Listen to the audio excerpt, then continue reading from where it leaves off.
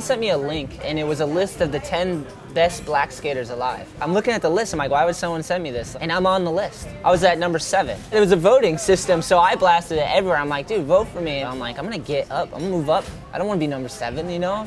I'm moving to the top, you know? And then I got up to number 3, and then they tried to stop the white black man. I was so bummed, dude. I wanted to make number 1. I beat out like Terry Kennedy, I think. There was one dude that I beat that I was like, oh, I should beat him just off of like, you know, like I'm just more ghetto than that dude. Like,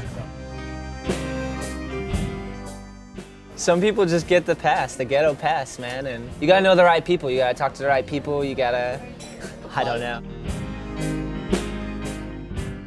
We went on a Birdhouse Trip, and at this time, Sumner was going through like a rough transition, going from like kind of lost and crazy to like finding God and like becoming a born again. This trip, we were sitting at a Mexican spot, and we're all eating. Sumner got up, I just figured he was going to the bathroom. 2 minutes later, someone's like, Sumner's choking someone. I look out the window.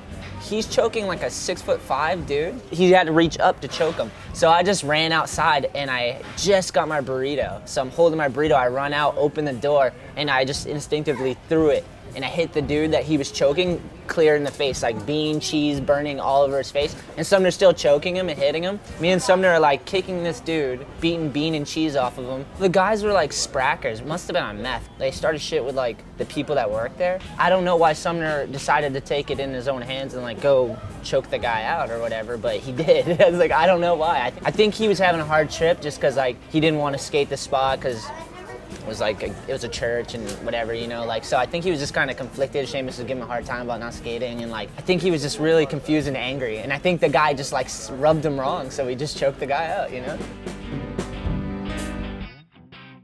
I loved Birdhouse. It was rad, man. We got Westgate, Susky, and then Seamus ended up being the team manager. It felt like Birdhouse was starting to get like a good crew together. And then it just worked out. Like Zoo York was like, okay, like we want to steal another team, and it was like the money, and like more than the money, it was I got to move back to the East Coast and be near my family. So I was like, that's what I'm gonna do.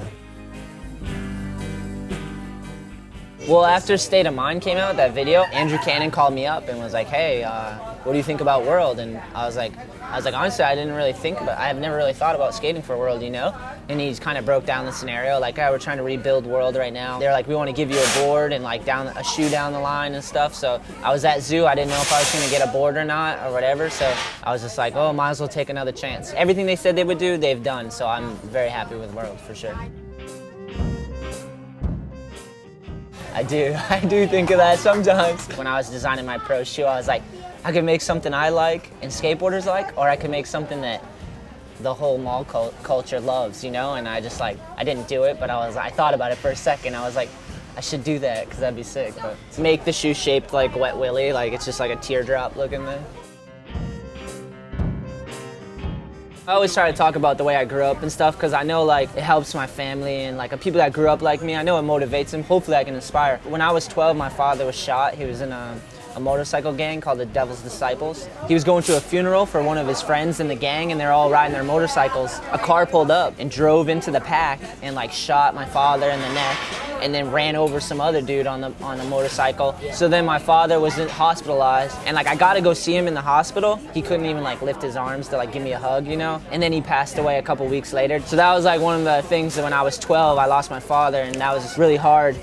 But that's right when I found skateboarding. Like my friend showed me it, and I was like latched onto it because it was the only thing at that time that was really fun and like my escape. And I fell in love with it, you know? And on top of that, my mom's been on drugs pretty much my whole life. I've lived in shelters, I've been homeless. Since I was 12, I kind of was on my own, you know, trying to find a way to like survive. I'm like more confident now, and I believe that I could latch onto anything and try to be successful and happy with it just because of my outlook on things now. But I'm just so glad it's skateboarding. It's been the one thing that came to me at the right time. It could have been anything, I imagine, but skateboarding was what it was. So I love skateboarding to death. I don't want to say this, but I always do. I'm like, I kind of like the Recession. People are more humble. I used to get made fun of and shit because I was too focused. Because like I was like, dude, I want to be a sponsored skateboarder, you know what I mean? Like, I want to make this happen because I have no other options. I have no plan B. This is what I love to do, and I realize time is precious, so I would try really hard. I've had other skateboarders make fun of me for trying too hard.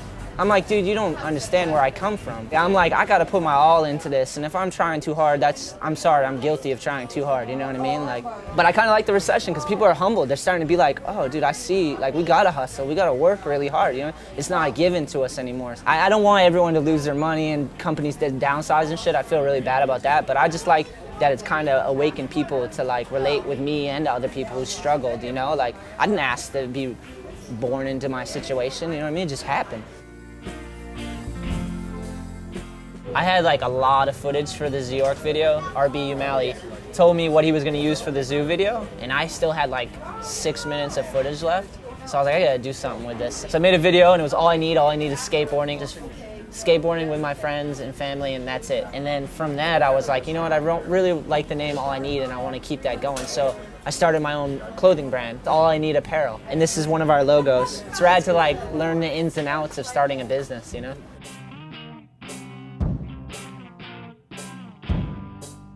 You can never be too gay when it comes to jackass shit. And I'll tell you why.